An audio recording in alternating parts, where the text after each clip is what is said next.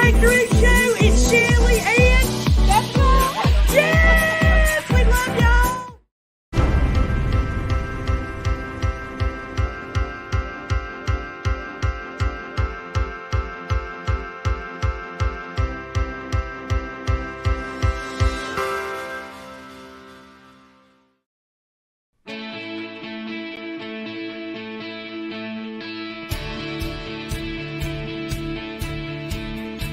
Start your day the joyful way. It's your weekday morning talk show inviting you to start your day with a triple shot of good vibes. And now here's your host, the Queen of Joy herself, Jessica Dugas. The Queen of Joy is here. It's Thursday, June 23rd, 2022. I'm your host, Jessica Dugas. Super excited to be with you for another episode of Project Joy Live this morning. It's your triple shot of good vibes. I hope you're doing well today. I'm very excited to continue our summer reading series coming up in a little while. Shoshana Chaim is here, and we're going to learn a little bit about how a little goldfish is changing the world. Really excited to be talking to Shoshana. Listen, I'm all about, I think it's good to be childlike. It can help us to heal, can help us to have fun from time to time. I think generally as adults, we're a little bit too serious. We can be. And so even though this is an adult summer reading series and you're like, what is this? I think that this is a book that everyone needs. And we're going to learn more about that from Shoshana coming up here in a little while. So stay tuned for that. What's bringing me joy today? I slept so much better last night. But I also had to force myself to stay awake, stay awake. I was so tired at 7:30. And what happened was that last night or night before last, I had gone to bed around that time and then woke up kind of panicky, not a good thing in the middle of the night. So this time I made myself stay awake until 8:30. And then I was crash and slept through the night. It's wonderful. So happy about that. Sometimes you got to sacrifice to get the kind of outcome that you want, for sure. Listen, what else is going on? This morning, the weirdest thing happened. I got up to make my little cup of decaf every. I know some of you are out there that's a cup of sadness. I can't do caffeine, but I do like the taste of coffee. So occasionally I will make myself a decaf. And you know what the sad thing is? I needed to petition for this. This is why it's sadness, because we typically in the store, you can only find decaf in plain coffee flavor, or they'll have, the most I found is either vanilla decaf or hazelnut decaf, nothing else. Well, just hold your horses, decaf drinkers, because Target brand has caramel macchiato flavor. Okay. And it's really good. So my son got me some of those because he works at Target. So he grabbed me some of those while he was at work. And, but I get up this morning to make my coffee, and we have a Keurig, and the, it tells you the red light is on the top when it's out of water. Right. So I go and I'm I see the red light's not on. We're good to go. I really wasn't paying attention though. I clicked the button and it's making this weird noise. And I'm what is happening here? It was out of water, but the red light wasn't on. So my Keurig was trying to play some kind of, June Fool's joke on me or something. I don't know. But at any rate, I filled it up. I've got my decaf, and I'm reminded this morning, my cup of the day today is today I choose joy. There's my joy reminder. And it's interesting because we've talked about that several times on the show about joy being your choice. Look, it says it on, I think I've got one in here on my business card. I have one. It says right there, joy is your choice. Right there. It says it on my business card. That's how much I believe in that statement. And it's something that, as you start practicing that and understanding and leaning into that phrase, you become more and more aware of when you are experiencing different emotions, where is this coming from, and who says or what says or why do I feel like I need to respond with this certain, response or emotion or what have you. So it's really interesting because the more you get into that and lean into that and practice it, the more aware you become.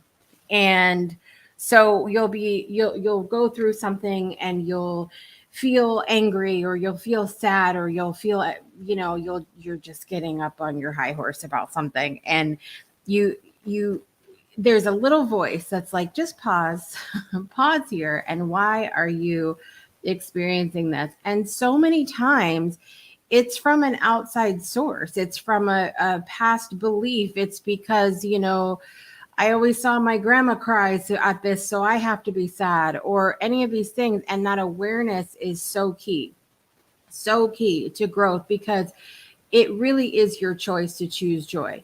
The worst thing on the planet could happen today, for whatever that worst thing is to you. And at the end of the day, it is your choice what you want to experience in that moment. It doesn't take away, as we've talked about so many times, doesn't take away the very human emotions that we feel in the moment, but the dwelling on it and what we choose to do with it and all of the things that happen, that is our choice in the moment. So it just reminded me, as I had my cup today, I choose joy, and some instances that have happened to me recently, that when you're in that practice, there's so much more awareness that comes up, and we're like, oh, this is not how it has to be. Moving on, or switch gears, something like that. So that brings me a lot of joy this morning. Why? Because I choose it. What else is happening? Yesterday was a nice day. Went to take the kids to their summer reading volunteering at the library. They had a good time with that, and then took now I'm going to get on something about this. Took my son to the vet with his cat, because he's going to be traveling with his cat coming up, and we had taken the cat in as a stray, wanted to make sure it had its shots and everything like that it needed to have to be able to fly. And so my son fills out the paperwork, and they go out of the room, and the doctor comes in and I guess looked at the cat and went, "That's not a dog."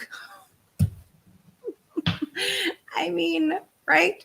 And apparently, so the forms marked, even though my son, they double checked, marked cat, they marked as a dog. Now, the funny thing about this is, so my youngest, when she was born, they put, even though I filled out the paperwork correctly, they put on her birth certificate that she was a boy, and we had to go have it corrected.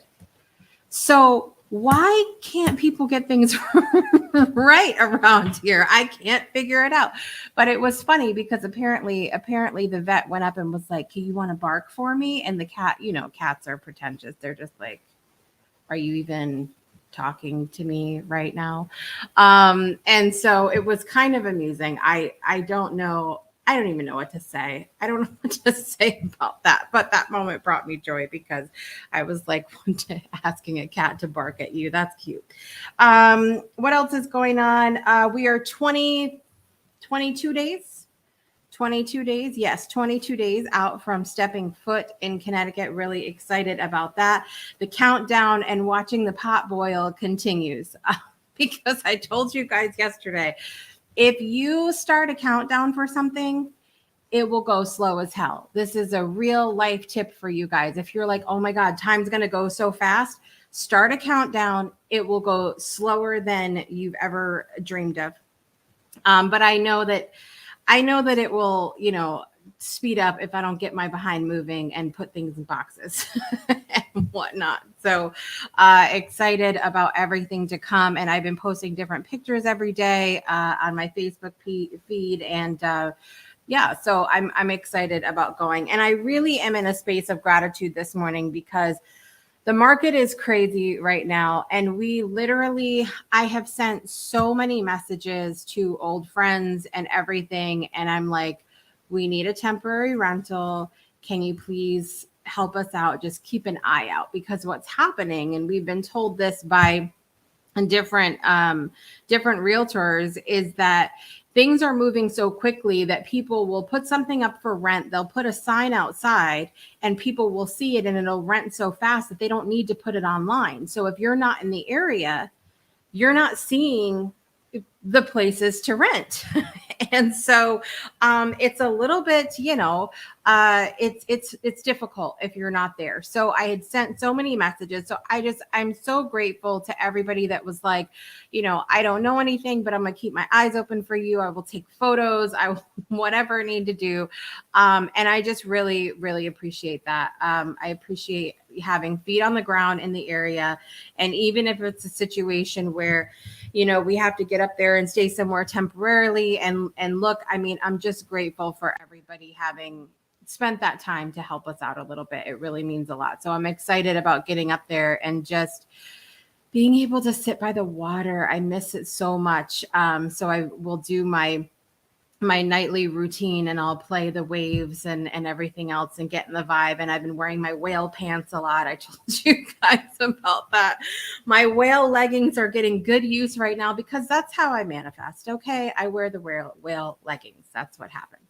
Let's see who's joining us this morning. Chris is here today. Good morning, Chris. It's good to see you. Good morning, Judith. I choose joy. Yes, absolutely. Chris said, my joy this morning is memories of beer barrel polka with daughters at Brewers baseball game last night. I love that. Oh my God. So they used to have, see, you people learn new things about me every day. They used to have polka-bration every summer at the beach in New London, Connecticut.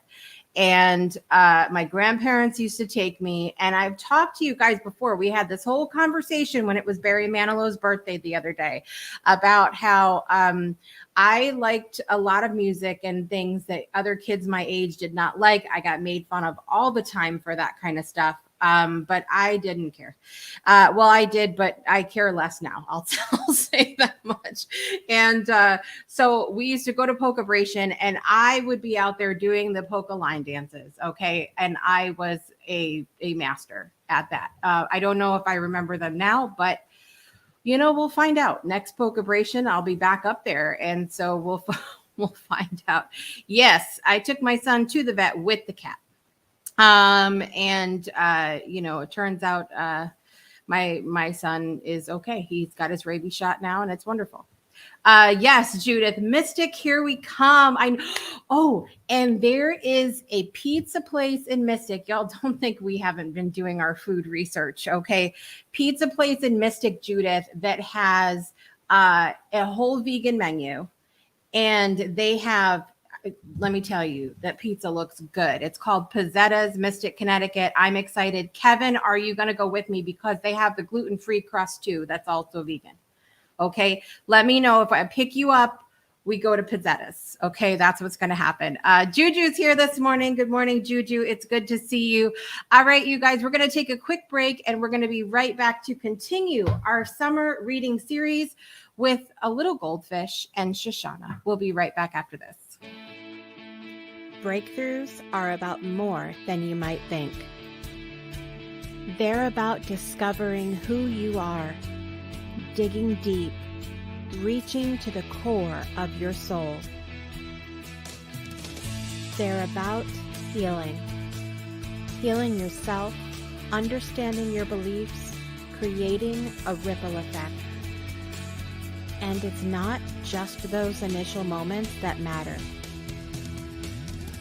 It's about using them to bring more joy into our own lives and the lives of others. It's about having fun, letting loose, enjoying every moment life has to offer. It's about finding a safe space. It's about creating connection.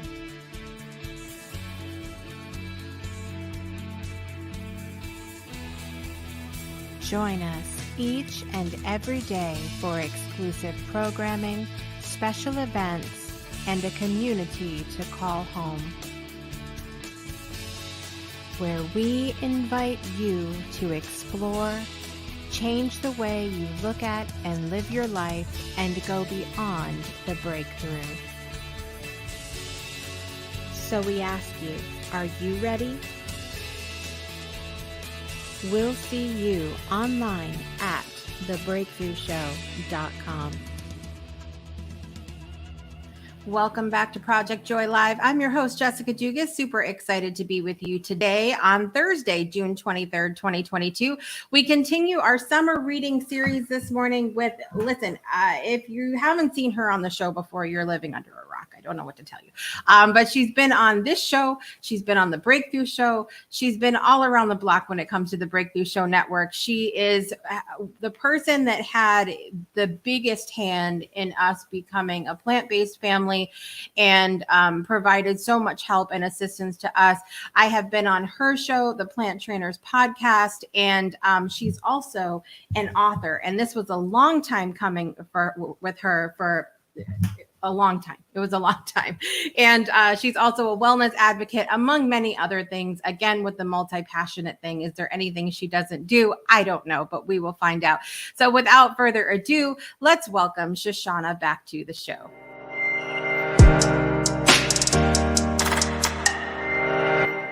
Good morning, Shoshana. It's good to see you. Good morning, Jessica. It's so nice to be here bright and early. It is that. We do mornings well, and then I crap out early at. Well, yeah, that's how it is. It is that. And I remember my grandfather being the early bird too. He would be in because they lived in a very small home, and there was a small closet in my room. And over 53 years of working for the same company, he had collected a lot of ties. He wore a tie every single day. So this entire closet was ties. And I'd hear the little creak of the door at like 5:15 a.m. every day of him getting his ties in there. And he was like, that's how you're successful. So I think I must be tapping into that a little bit. Stick with that vision. You are successful. And I love it.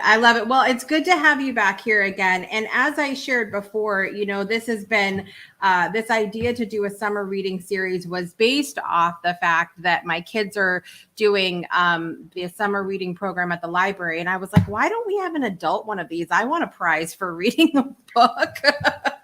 And so I said, well, what better prize could there be than to talk to authors? But through that process, when I asked you to be on, there's so many books that were so precious to me in my childhood that I will still reread now because there's such incredible lessons, and it's an amazing experience, and it makes me tap into that childlike part of myself. So you are the author of I Am a Peaceful Goldfish. And we have 2 copies of these. I went up at the early hours of the morning to grab this off the bookshelf today. And I think that this book, I know many politicians that need this book and leaders that need this book. But tell us how the book came to be, Shoshana. Sure. So, as I've done more interviews over the year, I really realized that the book I thought was, born 7 years ago in my brain. But the truth is that when I was in university, I had to take a children's lit course because I was taking a bachelor's of education. So that makes complete sense. And what happened is that we needed to make the first page of a book. And that was a really, really difficult task. I'm like, oh, I got this. I've been reading books all my life. 10-page books all my life. So this should be easy. And it wasn't. And it was difficult. And I'm like, maybe I'll really do this for real one day. And then, life completely happens. So I started to go through life. And then all of a sudden, one day, my son had a complete tantrum. And I'm trying to teach him to take deep breaths in and out, knowing full well that when kids are in tantrum mode, that is not the time to teach them or reason with them or anything like that. It's when they're happy that you need to do that work so that those tools that you teach them, you could then use them in that moment. But I went downstairs and I wrote the book because there was none on my bookshelf. There was none in my school. There was none in the library. I couldn't find anything online that literally just taught children to so that's where the book was born. And I thought I was just writing it for him, and then quickly realized that, hey, why can't my kids at school benefit from this? Wait, why can't other kids from other schools benefit from this? And I just had this crazy idea to see my book on the Indigo shelves or on the Barnes and Noble shelves one day for real, and it happened. Yeah. Yeah. I mean, and as I mentioned, it was a long time coming for you, like from the time that you had the idea to it actually coming out. What was the period of time for that?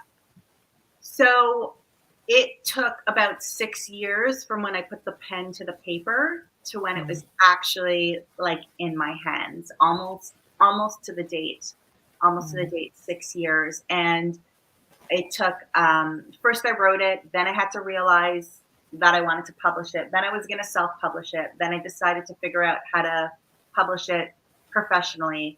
And then I needed to find an agent. And I said, if I don't find an agent in a year, I'll self-publish. And boom, within that year, I should have said 6 months, but boom, within that year, that agent popped up. And I said, okay, I'll give that agent a year to find us a publisher. And boom, again, the next April, that's when it happened. And then it was 2 Aprils until it actually came out. So the publisher and I worked on the book for 2 years before it actually came out. So it wasn't a fast process, but I think it was an impactful process in a lot of ways for myself and for the world. Yeah. Why did you decide to self-publish it or not self-publish it and go with an agent and then a publisher? And because I know you have one book I don't have here is the Yummy Foods activity book that you guys came out with as well. And that was self-published, right? Yes, that was self-published. And that was kind of like an idea that we got in our head one day. And we said, oh, we totally need something to give away for free. We need something to sell when we do the little tents at the markets. We need something to bring families together to be able to talk about the foods that are not on their plates every day, so that we can get conversations going. And it was November, and we're like, let's do it by the end of the year. So boom, it was just something that we wanted to do. We needed a promo kind of piece. But with I'm Peaceful, and then I didn't do a ton with it over the years. Yeah, in the Plant Trainers podcast, we have little, commercials for it here and there, and it's on our website. But I've never really done like a launch with it or a promo with like a big something with it. I thought that being traditionally published would be something to check off my bucket list. I thought that having publishers behind me who are marketing the book as well would help get it out in multiple languages throughout the world, and that this can actually be something huge. So for me, it was really important to kind of, once I got in my head, to make sure that it happened.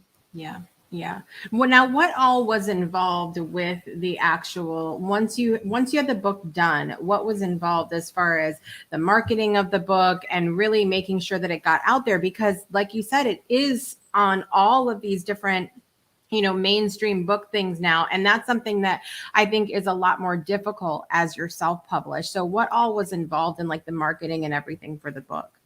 So it's funny because a publisher looked at me and said, we've never seen an author put this much effort into their book launch and their marketing as we have with you. And I kind of figured out why. I really did figure out why that is. But for me, it wasn't about making money, right? Like, when you get advance money for a book, you want to put more books out because you want more advance and more advance and more advance. But for me, I just wanted the book to be spread out as far as possible. So they worked with me really well.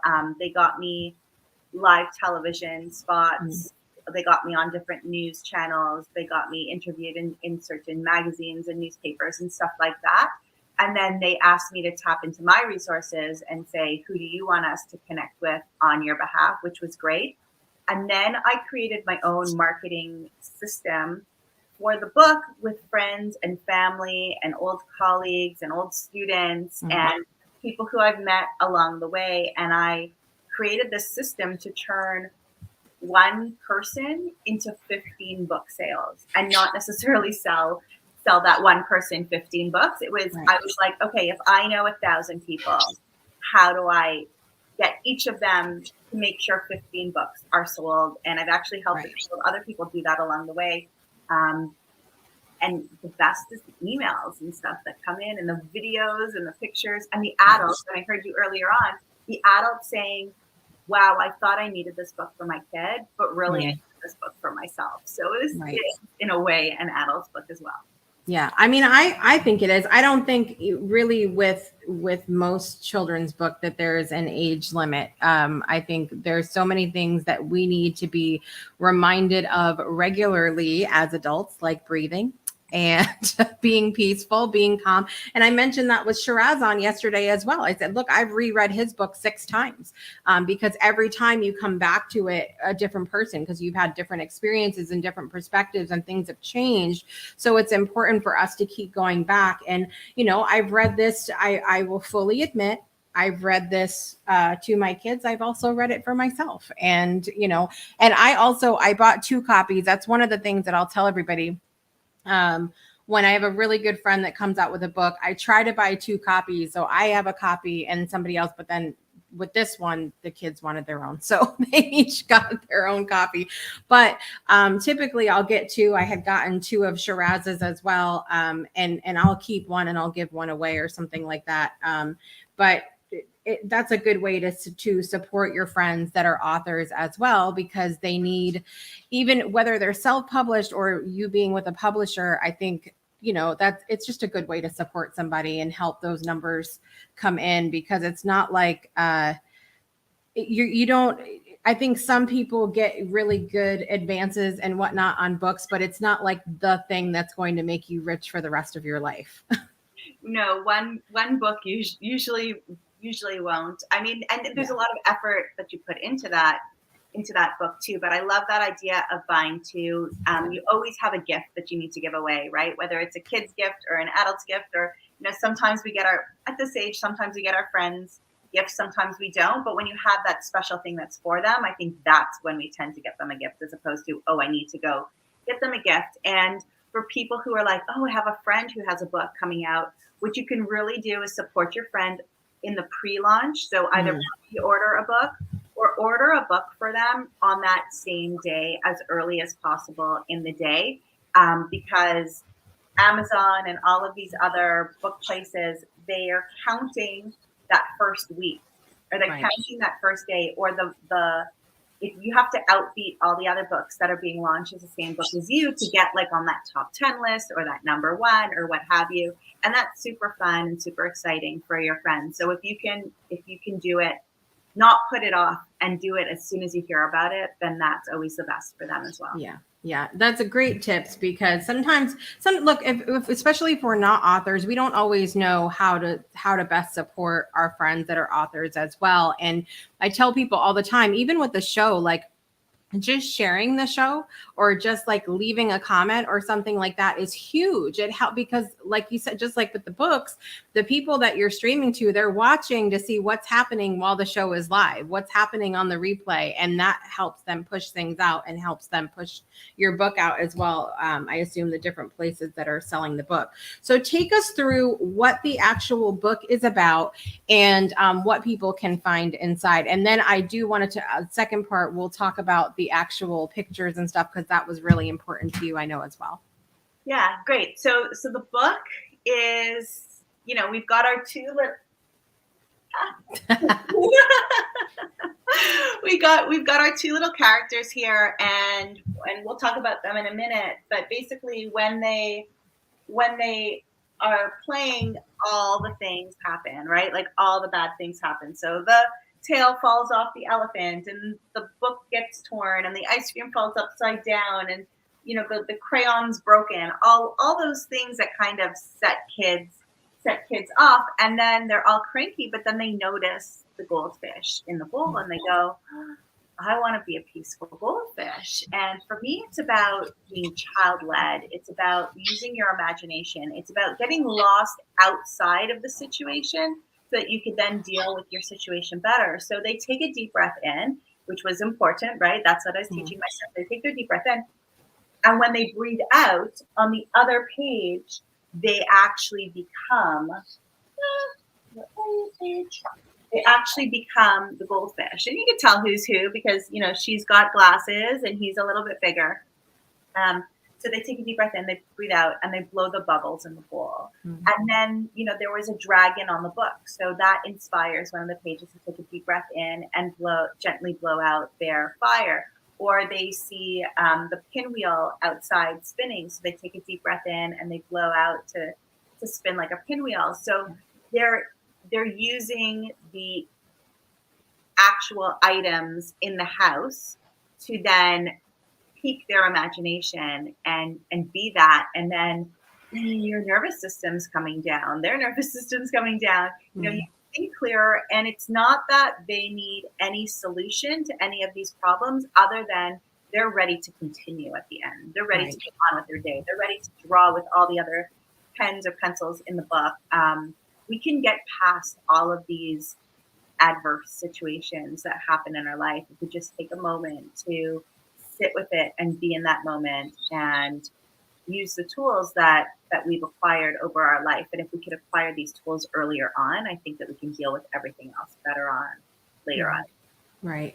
And I think that the book reaches children in a way that is good for them. So you're talking about play, you're using bright colors. And I know that another thing that was really important for you in the book was representation. Talk to us a little bit about the illustrations in the book, Shoshana. Sure. So, I mean, that's a story too. When I first wrote the book, I was going to self-publish it. And then I decided, like I said, to go the traditional route, but I didn't know that I didn't need to submit the pictures. So I actually hired a local artist to make the pictures for the original manuscript.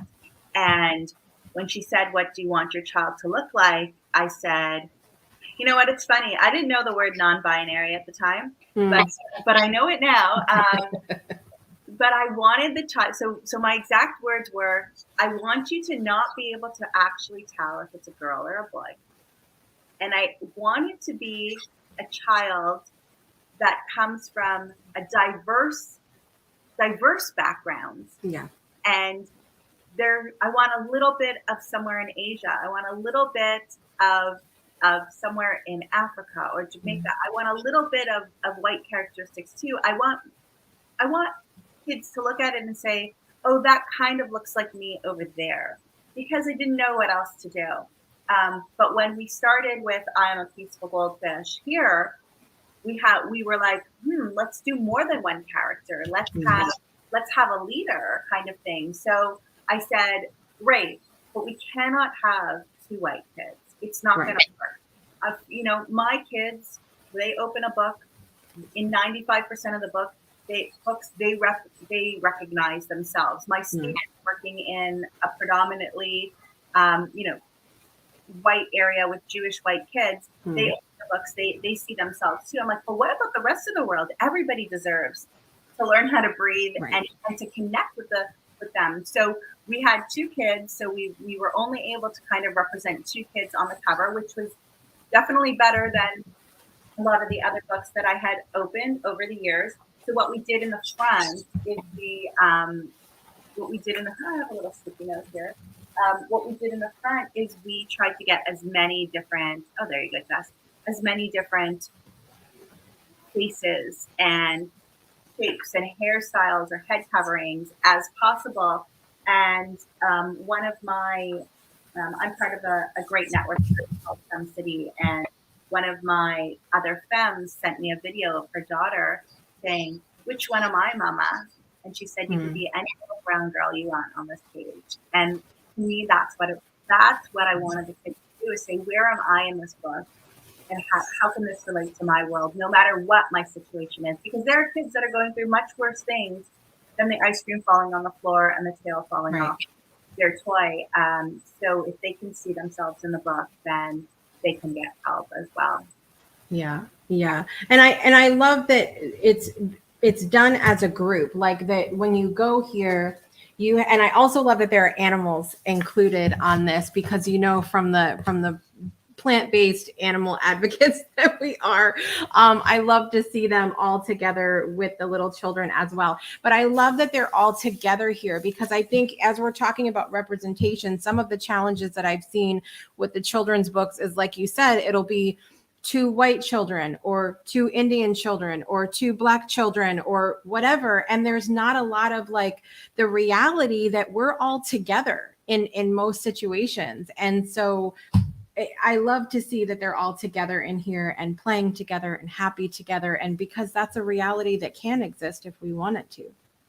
Absolutely. And it does exist. I mean, my kids, I feel like until a year or two ago, my kids didn't even see color.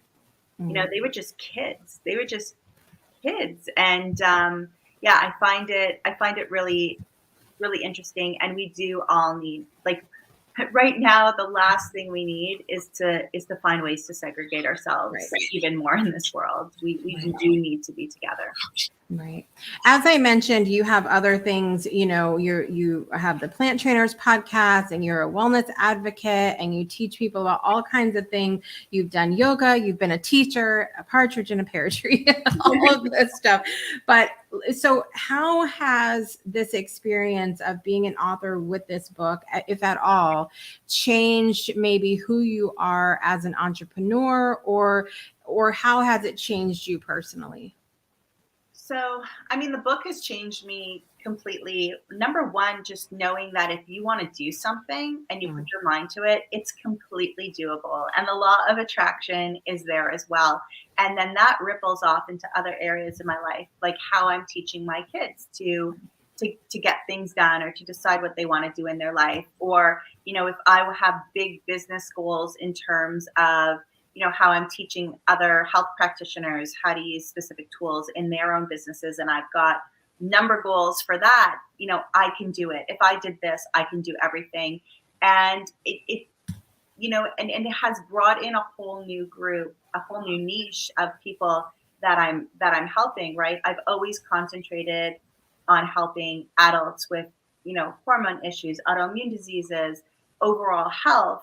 And but I was a kindergarten teacher before, right? So this is another gateway back into the child community, and saying, look at the stress kids are going through, and we can help. I have these tools that we can help from a physiological point of view with breathing, but also, you know, what we need to look at lifestyle. We need to look at sleep. We need to look at supplementation, and how can I help kids there as well? So it's really helped me to, I feel like it's helped me round out a well-rounded, very holistic business that I'm running, but in a whole other way. And I could really help people improve their quality of life from another level now as well.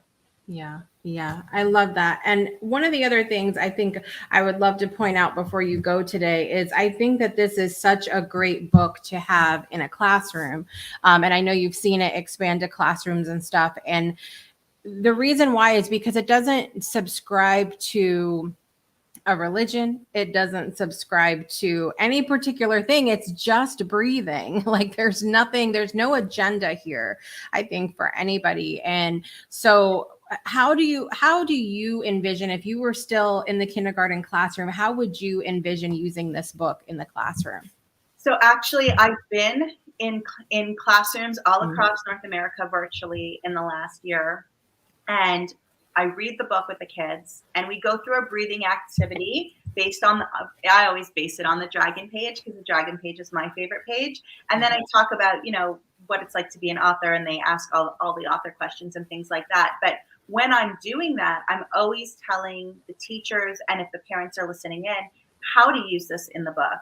And when you get to know your students, you know, I mean, family of 6 kids, right? Every kid's different. Every kid's going to have their own favorite page. So if you know that little Tommy or you know, Sandra is having these moments where they can use it, you need to know Sandra's favorite page. You need to know Tommy's favorite page, and say, okay, I could see things are starting to get a little elevated here. Let's breathe like a goldfish. Let's breathe like the dragon. Let's breathe like the pinwheel, or let's be the bell, you know, dinging back and forth, and cue them to breathe. And when they're used to breathing, and I think about that, sometimes just saying it can help bring them down before they even get to take that deep breath. So it can be used a lot. I know some teachers are using it after recess, and it's like the book that they read after recess to kind of bring everybody back down and feel grounded again. It's not a one-time use book. It's not a, oh, I know that story, we never need to read it again. It's a tool, and it's made to practice. Right. But nobody gets that because it's just so fun and Yeah. but it's made to create practice for the parents, teachers, and children alike. I love it. I love it. Well, we want everybody to visit your website, which is shoshanachaim.com. They can obviously get the book there, but tell everybody else what else they can find on your website, Shoshana. Sure. So on my website, you'll find a little bit about my stories, my story of how I got into the wellness industry in the first place. When I was pregnant with my second child, my husband was told he had a tumor and he had heart disease. And we were told 3 times in 9 months that things weren't going very well. So he's great now. Everything's fine. So you'll find a little bit about that story and how we use plant-based nutrition for that. You'll learn a little bit about my own hormonal issues where I couldn't get out of bed, was falling asleep at red lights, and my kids were late for school every day, and the tools that I use to deal with those hormonal and inflammation issues as well. And then some of the other ways that I help people individually or businesses to grow and just bring more joy to the world. We love that. We know something about joy around here. So it's always good to see you doing that and having that space in the world, because we need more people that are doing that, I think. And to go back to some of the other conversations that we've had on the show, everybody has the opportunity to do that, to be that light, to create a space of more joy. And I certainly appreciate you being here today, Shoshana, and sharing about the goldfish. Be the goldfish today, everybody. And I appreciate your time, and always good to have you here, my friend. Thank you so much for having me. I'm honored. Absolutely. Absolutely. All right, you guys, we're going to take a quick break and we'll be right back to close out the show. Don't go anywhere. Imagine a world where every child gets a great education. Educating all children is the only way to end poverty. This is what the Weiss Scholarship Foundation is working to accomplish. Our 6 staff members, our mentors and coordinators, who are on the ground in Kenya, are totally engaged in every aspect of our students' lives, so we can give them every opportunity for success. In just a few short years, we have already awarded 141 scholarships. We send children to high school who would have never gone without our support. And then we help them go on to either university or vocational school. We have already scaled our holistic business model to 4 locations and are ready to scale it to many more. Today it's Kenya, but tomorrow it's more countries. Please contribute what you can today. You can make a one-time donation, a recurring donation, or choose to sponsor a child all on your own for all 4 years of high school for just $3,500. Go to our website, www.weissscholarshipfoundation.org. Welcome back to Project Joy Live. I want to remind you that Brett Weiss from the Weiss Scholarship Foundation will be here with us on Tuesday. He finally had an opportunity to get back to Kenya. Thrilled me beyond belief. If you missed the show yesterday, that he got to meet with Olivia Ambani, and they took a video, and it was such a moment. And then I find out that some of my family members are going to Iceland soon, and they're not going to be far from Eyvindur. So I was like, you gotta meet. I am bringing the people together around the world. Okay, so I want to finish up with our birthdays today. In the celebrity world is Jason Mraz's birthday. I love him and his music.